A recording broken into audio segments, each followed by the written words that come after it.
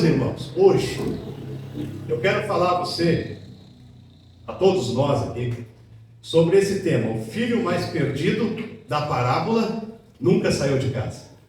Vamos abrir a nossa Bíblia, Lucas capítulo 15. Lucas capítulo 15. A partir do versículo 25. Eu vou ler aqui, para que os irmãos possam acompanhar. Eu vou ler na Nova Versão Internacional, talvez seja um pouquinho diferente da sua versão, mas eu vou ler aqui, os irmãos acompanhem comigo. Diz assim: enquanto isso, o filho mais velho estava no campo, e quando aproximou-se da casa, ouviu a música e a dança. Então chamou um dos servos e perguntou-lhes o que estava acontecendo. Este lhe respondeu: seu irmão voltou, e seu pai matou o novilho gordo, porque recebeu de volta são e salvo. E o filho mais velho encheu-se de ira, e não quis entrar em casa. Então seu pai saiu e insistiu com ele. Mas ele respondeu ao pai: olha, todos esses anos tenho trabalhado como escravo a teu serviço e nunca desobedeci às tuas ordens. Mas tu nunca me deste um cabrito para eu festejar com os meus amigos. Mas quando volta para casa esse teu filho, que esbanjou os teus bens com as prostitutas, matas um novilho gordo para ele. Disse o pai: meu filho, você está sempre comigo, e tudo que eu tenho é teu. Mas nós tínhamos que celebrar a volta desse seu irmão e alegar-nos, porque ele estava morto e ele voltou. Estava perdido e foi achado. Amém? Faz 2, 3 dias atrás, que eu estava em alguma ação aí do trabalho, não sei o que era. Eu fui num bairro, lá em Areias. Conhece Areias, né? Eu fui fazer alguma coisa lá em Areias e eu precisava voltar para o Cobrasol. E daí eu esqueci que eu tinha colocado no meu GPS, volta para casa. E o GPS me levou para umas ruas que eu nunca tinha andado na minha vida. Ela subia, ela descia, e eu já não sabia mais onde eu estava. Quando eu percebi onde eu já estava quase perto de casa. E eu tinha que ir para o Cobrasol. Estava quase perto de casa. Quando eu comecei a pensar sobre isso, eu pensei em quantas pessoas vivem exatamente assim na vida espiritual. Quantas pessoas vivem assim? Porque o que eu tinha feito? Eu tinha colocado o endereço errado? Não. Porque crianças, vamos prestar atenção aqui na palavra, porque hoje Jesus quer falar com vocês também. Tá? Então não é só com os adultos, não. Vamos prestar atenção para Jesus falar o coração de vocês. Vocês também entregarem seu coração para o Senhor Jesus, tá bem? Então vamos deixar tudo de lado agora e vamos prestar atenção na palavra, tá bom? Eu estava fazendo alguma coisa errada? Não. Eu tinha colocado meu GPS para o lugar certo, que eu queria ir antes. Mas eu estava indo para o lugar certo no momento errado. Quantas pessoas estão exatamente vivendo isso hoje? Eu estava pensando sobre isso aqui. Frequentam a igreja, frequentam programações, conhecem cânticos, conhecem a linguagem evangélica. Nós conhecemos os cânticos. Às vezes eu fico pensando, a gente começa a cantar alguns cânticos bem antigos, as pessoas conhecem. A gente começa a cantar e as pessoas sabem que cântico é aquele, nós sabemos o que é igreja, nós conhecemos todo esse processo cristão. Mas em algum momento nós perdemos o destino. Nós perdemos. Nós continuamos caminhando, nós continuamos servindo, nós continuamos trabalhando, mas nós já não estamos mais caminhando em direção àquilo que é o principal da vida cristã. Nós já não mais estamos caminhando em direção ao coração de Deus. Estamos caminhando no piloto automático, estamos caminhando pela intuição. E é exatamente isso que Jesus ele vai revelar aqui em Lucas capítulo 15. Porque quando nós pensamos na parábola do filho pródigo, o que você pensa? Ajuda aí. Se eu falo parábola do filho pródigo, qual é a primeira coisa que vem na sua cabeça? Cita aí. O que vem na sua cabeça? Jovem rico? Vem um jovenzinho que dá. O que mais você falou aí, Felipe? Não falou? O que você lembra do filho pródigo? Ajuda aí. Perdido, o que mais? Coisas práticas assim. Você lembra do porco, né? Porque ele estava lá comendo as comidas dos porcos. Você vai lembrar disso. é natural que quando nós pensamos na parábola do filho pródigo, normalmente a nossa atenção se volta para o filho mais novo. Nós pensamos assim, né? Afinal, foi ele que abandonou a casa, foi ele que gastou toda a herança que ele tinha, foi ele que viveu em rebeldia, foi ele que gastou todo o dinheiro com coisas ruins e foi comer lá a comida que os porcos comiam. Então nós lembramos do filho pródigo. Mas sabe de uma coisa? Não é essa a principal preocupação de Jesus. Na verdade aqui, o filho mais novo, e pasmem com isso, mas na verdade o filho mais novo não era o alvo principal dessa parábola aqui. Não era. Por quê? Porque para entender isso a gente precisa voltar primeiro ao início do capítulo. Lá no versículos 1 e 2 fala assim, olha o que está falando aqui, todos os publicanos e pecadores estavam se reunindo para ouvir Jesus. Mas os fariseus e os mestres da lei o criticavam. E eles diziam assim de Jesus, esse homem recebe pecadores e come com eles. E aí você percebe que quem está ouvindo Jesus ali, de um lado estão os publicanos e os pecadores, de outro lado estão os fariseus e os escribas, e todos eles pressionando Jesus. Como assim o Senhor come com pecadores? Como assim o Senhor está falando da palavra de Deus para mim, mas o Senhor come com os pecadores, o Senhor chama eles para a mesa e senta com eles? E aí então, sabe o que Jesus faz? Ele conta 3 parábolas aqui. 3 parábolas. Uma parábola é da ovelha perdida. A outra parábola que ele conta é da moeda perdida. E a outra parábola é dos 2 filhos. Ele fala dos 2. Porque o verdadeiro choque da história não está no filho que foi para um lugar distante. O verdadeiro choque aqui dessa história está no filho que nunca saiu de casa. Estava lá. Aquele que permaneceu na propriedade do pai. Aquele que trabalhava todos os dias. Aquele filho que parecia obediente. Aquele que parecia fiel. Aquele filho que parecia ser o exemplo, mas que no final da história ele demonstra estar tão distante do coração do pai do que aquele que estava comendo com os porcos. E é interessante isso, porque talvez isso ainda esteja muito distante da gente. Porque o pródigo, o filho pródigo, ele sabia que era pecador. Esse é o problema. Porque o filho pródigo sabia que era o pecador. Mas o irmão mais velho aqui, ele acreditava que ele estava bem. Esse irmão mais velho, ele acreditava que ele era um cara que merecia todas as coisas. É por isso que, antes de avançar no texto, nós precisamos responder a uma pergunta de Jesus que ecoa sobre a gente o tempo todo. Quem estava mais longe do pai? O filho que abandonou a casa? Ou o filho que permaneceu na casa, mas sem jamais compreender o coração do seu pai? E o texto vai ensinando algumas coisas para nós, porque essa é a pergunta que vai nos acompanhar aqui. E no versículo 25 fala assim, enquanto isso, o filho mais velho estava no campo, e quando ele se aproximou da casa, ouviu a música e a dança. Quero dizer para você aqui, preste bem atenção nisso. É possível estar na casa e não conhecer o pai. O filho mais velho, ele não estava vivendo uma vida escandalosa. Ele estava trabalhando, porque o texto diz que ele estava voltando do campo. Ele estava cumprindo a responsabilidade dele. Ele era um rapaz preocupado com as coisas do pai. Ele era um rapaz que se preocupava com as coisas, então ele estava trabalhando. E aos olhos de qualquer observador aqui, você vai dizer que este era um filho exemplar. Não é? Sinceramente, se você olhar para esse rapaz, não era um filho exemplar? Ele não tinha saído de casa, ele não tinha gasto toda a herança, ele não tinha sido rebelde. Então, aos olhos de qualquer pessoa, quem é o filho perfeito? É o que ficou em casa. Mas Jesus, ele começa a mostrar que existe aqui uma diferença entre estar perto do Pai e conhecer o coração do Pai. E quando ele se aproxima de casa, aquele jovem, ele olha e escuta as músicas tocando, as pessoas todas felizes.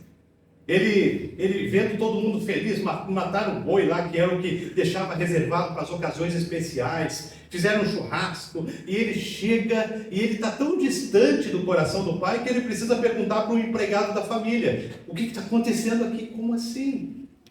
Como assim ele não sabe o que está acontecendo? Ele precisa perguntar. Isso aqui é uma distância enorme.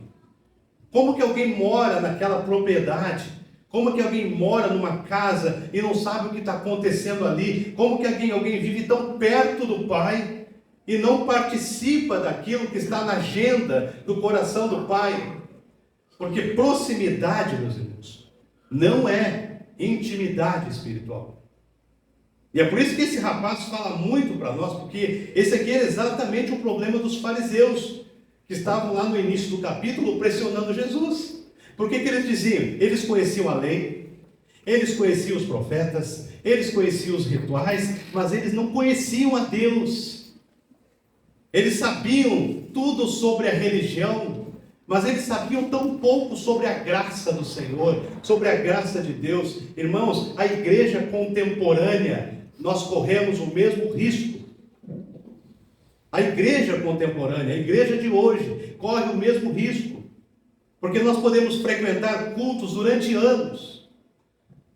Nós podemos ter a capacidade de ouvir muitas músicas, mas nós podemos também parar de sentir aquilo que Deus sente. Lembra do texto lá de Ezequiel, que Deus falou assim: eu procuro alguém que possa chorar por esse povo comigo. Eu procuro alguém que possa se colocar na brecha por esse povo. Sabe, irmãos, nós perdemos, ou às vezes nós podemos até aprender a linguagem da fé, mas nós acabamos esquecendo o coração da fé. Nós podemos trabalhar para Deus e deixar de andar com Deus. Esse é o grande perigo da igreja hoje: trabalhar, se esforçar. Irmãos, tem pessoas que conhecem a programação da igreja, mas que ainda não conhecem a alegria da comunhão da igreja. Não conhecem, porque estão vivendo tão focadas naquilo que tem que fazer.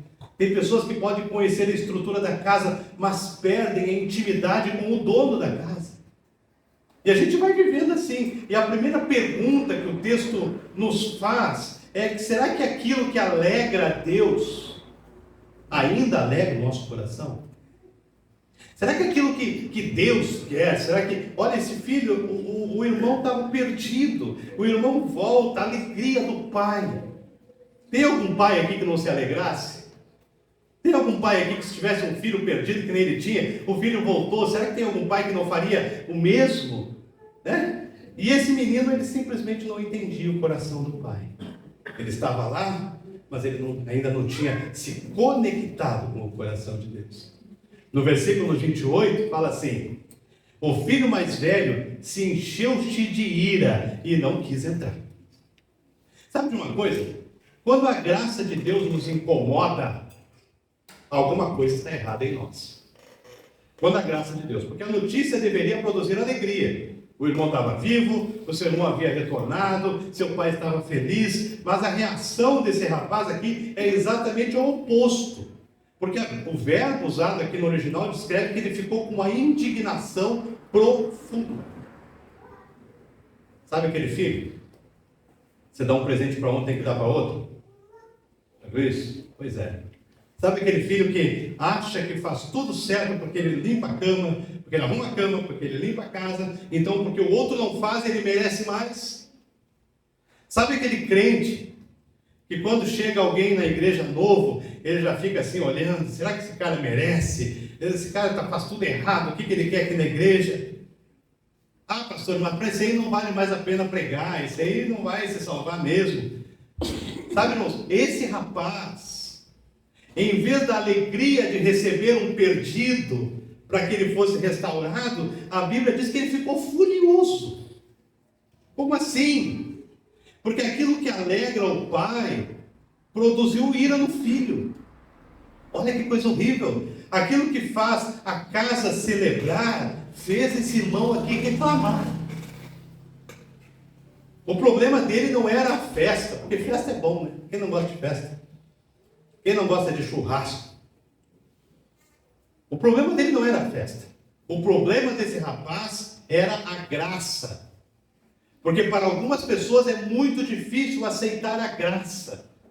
Aceitar de que todos nós somos pecadores, que não existe ninguém melhor que ninguém. Ele não conseguia aceitar que alguém tão indigno estivesse sendo recebido com tanto amor.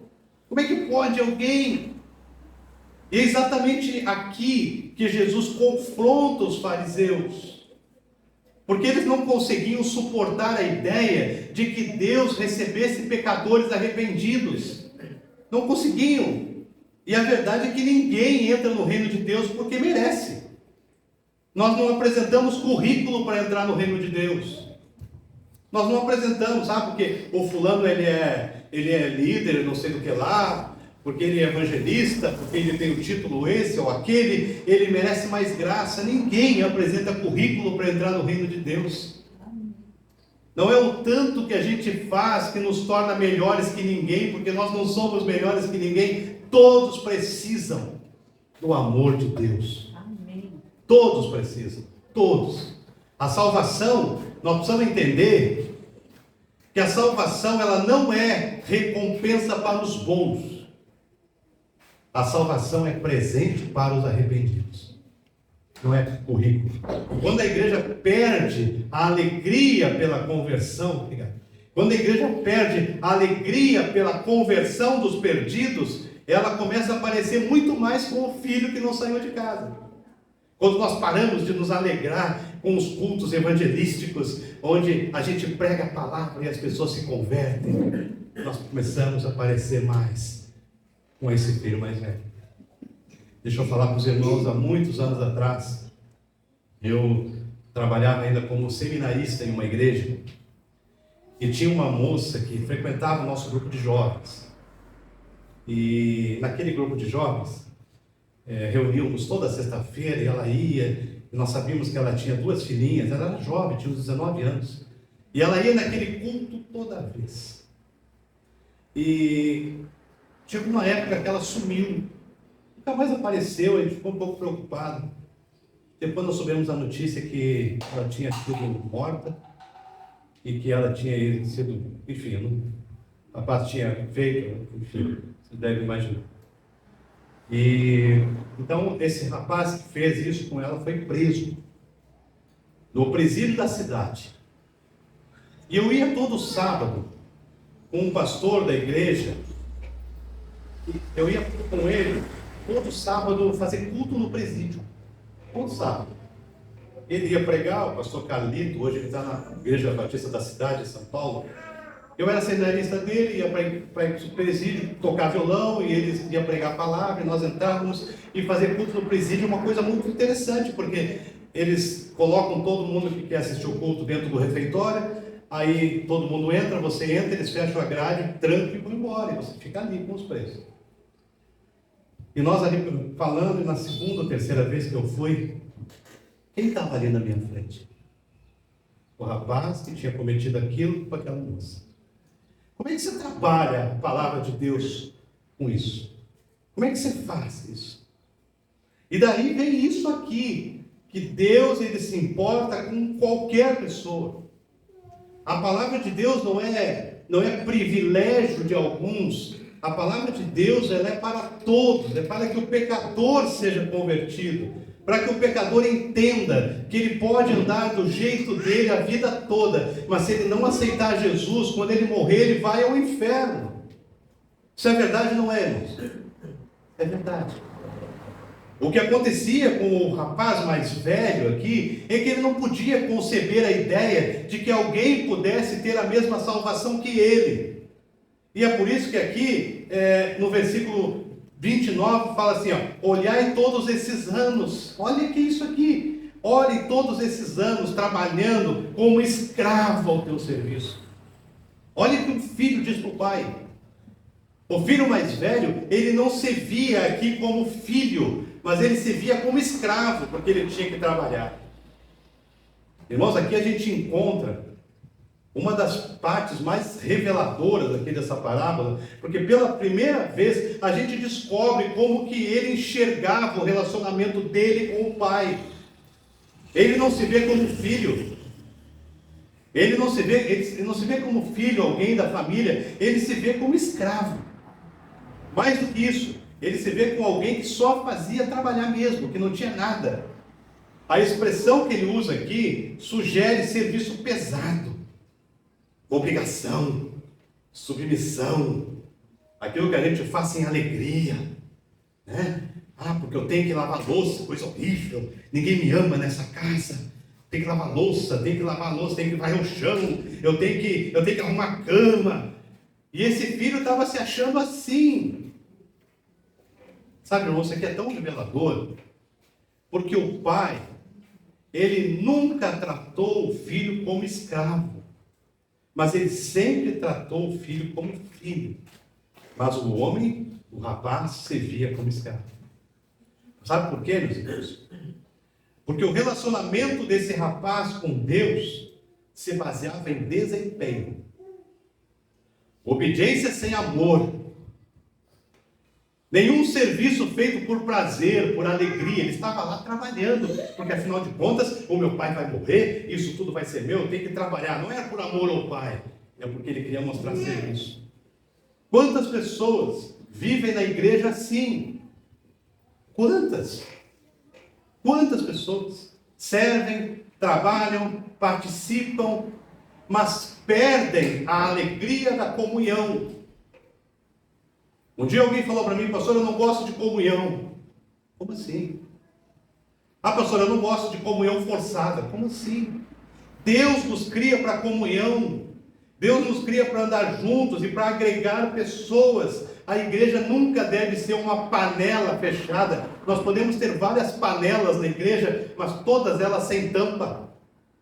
A igreja tem que agregar pessoas. Nós temos que trabalhar para que o povo lá fora faça com que essa igreja reflita aquilo que está lá em Atos capítulo 2, no finalzinho do capítulo, que diz assim, e a igreja caía na graça do povo, e Deus fazia o quê? Ia acrescentando aqueles que iam sendo salvos. Para esse rapaz aqui isso não funcionava, porque ele não queria. Onde você viu? O irmão foi, deixa aí, não faz ele voltar. Quantas pessoas oram porque precisam?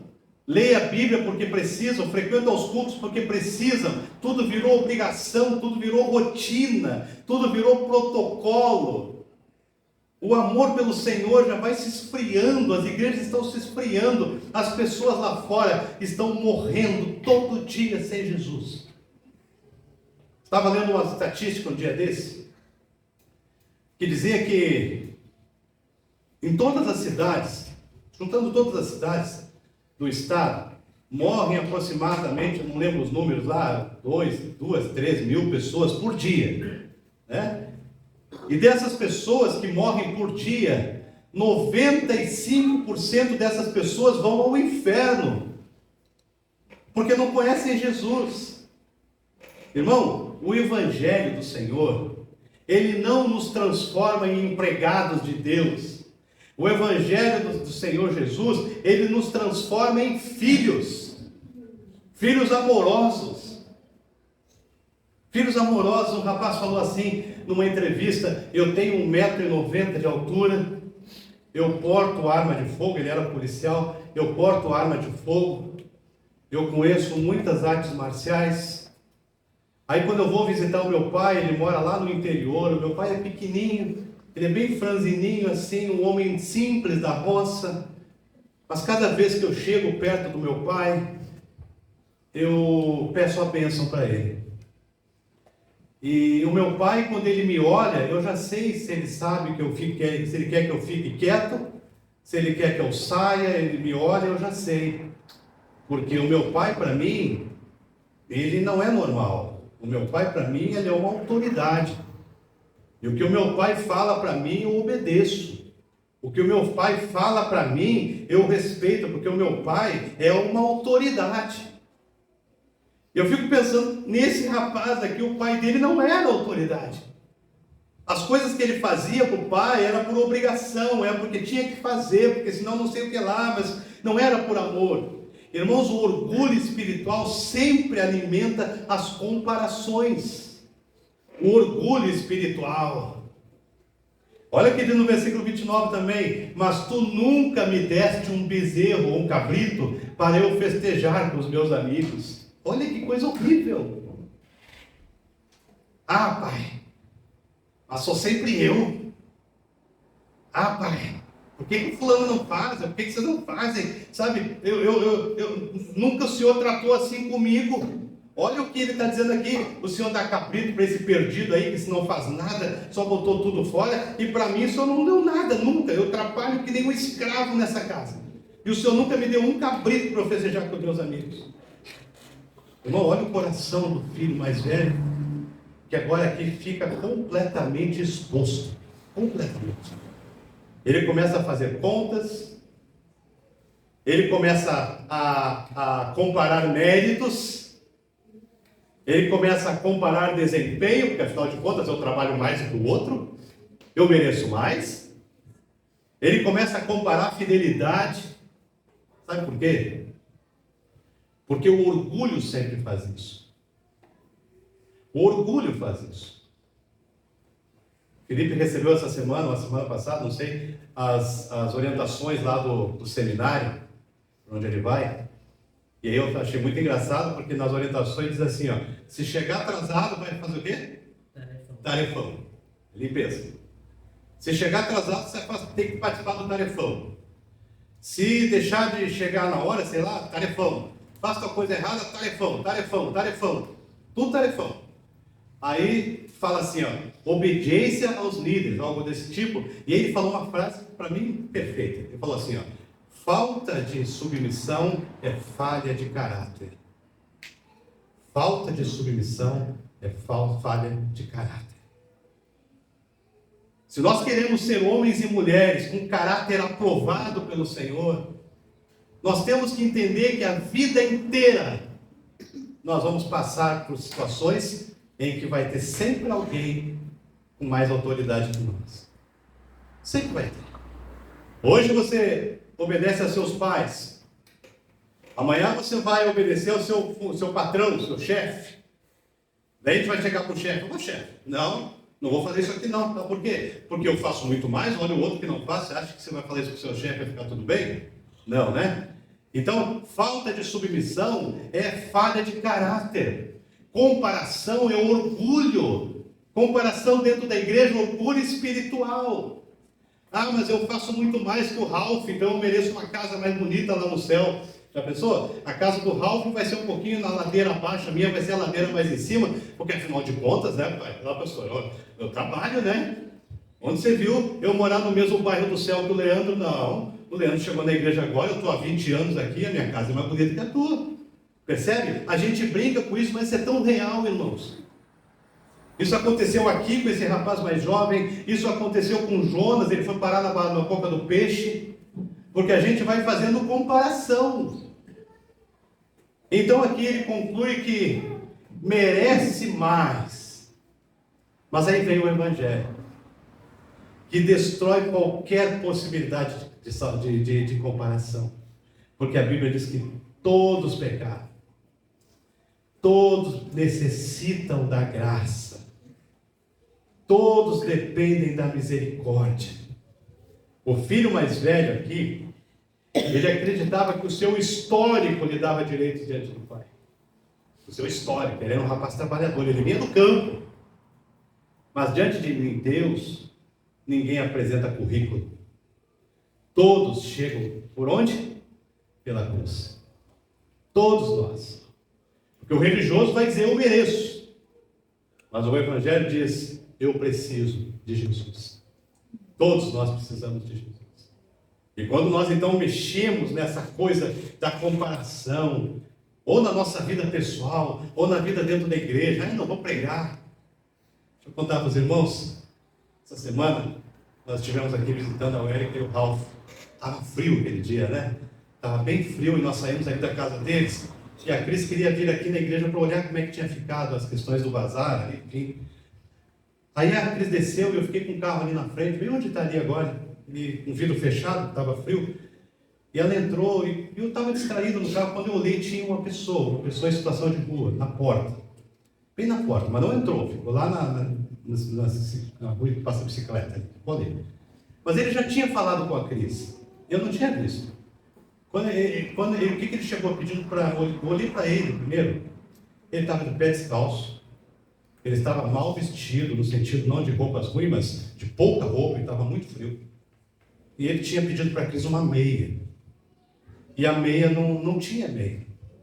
E quando eu abri a janela, eu me preocupei, né? A minha esposa lá, imagina, a mulher da minha vida lá dentro sozinha, o cara na porta, abri a janela e fiquei todo machão, assim, né? Essa cara de bravo, assim, já assusta, né? E eu olhei para ele, quando ele me olhou, ele falou uma frase que eu nunca podia pensar que ele falasse. Ele olhou para mim: oi, pastor! Mas eu não sabia quem era. Como é que ele sabia que eu era pastor? Oi, pastor, desculpa, eu não estou incomodando, pastor, mas eu estou com muito frio. E a Cris começou não tinha meia, né? Aí ela deu um monte de roupa para ele e tal. Aí tinha um saco aqui que eles tinham separado para dar para alguém. E ela falou assim: olha, esse saco aqui a pessoa não veio buscar, e deu para ele. E ele pegou, abriu aquele saco e tinha meia lá dentro. E as únicas coisas que ele conseguia falar era gratidão. A gente vai esquecendo isso. A gente vai esquecendo porque ele se acha melhor. Pode ser que a gente não exteriorize isso. Mas a gente não se preocupa mais com as pessoas. E ele pegou um sapato todo velho. E ele dizia assim para a Cris: esse sapato foi feito para mim. E ele colocou aquele sapato, eu vi que ficou grande, mas ele colocou meia. Ele se enrolou. E ele foi dormir no frio lá na praça. Um frio que eu não estava conseguindo aguentar dentro do carro, de tão frio que estava. Sabe, irmãos, quando nós temos orgulho espiritual, nós nos achamos melhores do que essas pessoas. E por nós nos acharmos melhores do que essas pessoas, nós não pregamos o Evangelho para elas. Nós não levamos o amor de Deus para essas pessoas. Aquele homem dizia gratidão, gratidão, porque realmente ele estava com muito frio. Muito frio. E a gente não faz. Nós vamos perdendo a sensibilidade como igreja. Nós gostamos da nossa igreja, temos ar-condicionado, nós temos cadeiras confortáveis. Nós chegamos aqui 8 horas da manhã e vamos tomar café junto, tem pão gostoso, tem café bom da TD. Eu também é bonzinho, Marcelo. Mas tem um café bom, a gente toma café, a gente se alegra, e as pessoas lá fora às vezes não têm o que comer, irmãos. Não tem o que comer. Lá no Rio Grande do Sul tem um lugar chamado La Colmeia. Não sei se alguém já ouviu falar. La Colmeia. O pastor Leonard Bayer, ele era um canadense. Um dia chegou uma criança na casa dele, tardezinha, pedindo comida, ele não deu, não estava muito bem, deixou a criança embora. No outro dia ele foi sair para ir para a igreja, passou num lugar, tinha um aglomerado de pessoas, e ele foi ver aquela criança tinha morrido de frio. E ele ficou tão impactado com aquilo, muito impactado, que ele falou assim: no que depender de mim, ninguém mais vai passar frio. E ele construiu um lugar chamado La Colmeia, e ajuda com os americanos, os canadenses, e ele compraram um terreno, fizeram várias casas, e as crianças moravam ali, porque a gente não pode só lamentar a tristeza lá fora, porque chorar é fácil. Ah, pastor, mas Jesus chorou sim, só que depois que ele chorou, ele foi para a cruz. A gente chora, a gente lamenta as tristezas do mundo, mas o que a gente faz, irmãos? Nós estamos parecidos com esse irmão mais velho aqui. Senhor, pai, eu trabalhei a vida toda, só nunca me deu um cabrito para eu comer com meus amigos. E o pai estava mais interessado no filho que tinha voltado. Irmão, tem gente morrendo sem Jesus. E muitas vezes a culpa pode ser nossa. Aí ele vai falar assim, no versículo 30, no finalzinho ele fala assim. Primeiro ele fala: tu não me dá nem um cabrito para eu comer com meus amigos, mas quando volta esse teu filho aí, para esse aí você dá. O filho mais velho, ele deixou de ver o irmão como irmão, e ele começa a ver o irmão como inimigo. Como isso é perigoso até dentro de casa. Ah, porque o meu irmão não faz, porque a minha irmã não faz, e passa a viver como inimigos, pecando contra o Senhor todo dia, achando que ficar batendo boca dentro de casa, reclamando e culpando o outro é coisa que agrada o Senhor. Isso é pecado, irmãos. Isso é pecado. Se a gente for observar com cuidado as palavras dele, ele não diz: o meu irmão voltou. Ele vai dizer: este teu filho aí voltou. A gente vai dar conta diante de Deus toda vez que a gente fizer esse tipo de atitude aqui, porque ele se recusa a reconhecer um vínculo com seu irmão. Porque ele não faz nada, já viu isso? Claro que aqui na nossa igreja isso não acontece, talvez aconteça nas outras, mas o irmão em casa: ele não faz nada, ela é uma preguiçosa, ele é um preguiçoso, esse aí, ó. Irmãos, na prática ele está dizendo que ele pode até ser teu filho, mas ele não é meu irmão. O ressentimento, ele destrói o amor. O orgulho, ele mata toda a nossa compaixão. O mesmo acontece dentro da igreja, quando nós perdemos a compaixão pelos que estão perdidos. Se a nossa igreja aqui, daqui a pouco eu já fui em igrejas e tinha paredes majestosas. Nós pastoreamos uma igreja lá no Rio Grande do Sul, que era no segundo andar, embaixo de baixo eram as salas, a igreja no segundo andar com uma escada assim, ó, dobrada, toda de mármore, tá mais linda.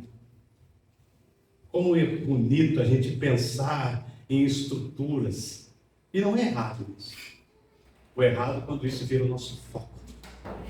O errado é quando isso faz a gente perder o senso das nossas responsabilidades diante do Senhor. E aí o pai, ele teve que sair 2 vezes, porque ele fala assim: então o pai sai para insistir com o filho. Quer dizer, o pai ele vai sair para o que chegou, e ele tem que se preocupar com o que também está. Então primeiro ele corre ao encontro do pródigo, e depois ele sai ao encontro do religioso. Então o pai ele tem que se preocupar com aquele que está perdido, mas ele também tem que se preocupar com o religioso, porque o religioso só é religioso. Ele só vem na igreja, ele só vem no culto, ele traz a Bíblia, ele canta, ele ora, mas ele é só isso, porque ele sai daqui hoje depois do culto, não estou dizendo que é nós, só um exemplo, ele sai do culto e ele passa a semana inteira sem ler a sua Bíblia, ele passa a semana inteira sem orar, ele passa a semana inteira sem adorar o Senhor, ele não fala de Jesus para ninguém, ele é religioso. Ele é só religioso. Então sabe o que isso aqui me revela, irmãos? Eu acho que revela para você também. Os 2 filhos estavam perdidos. Não era só o pródigo, não. Os 2 filhos estavam perdidos.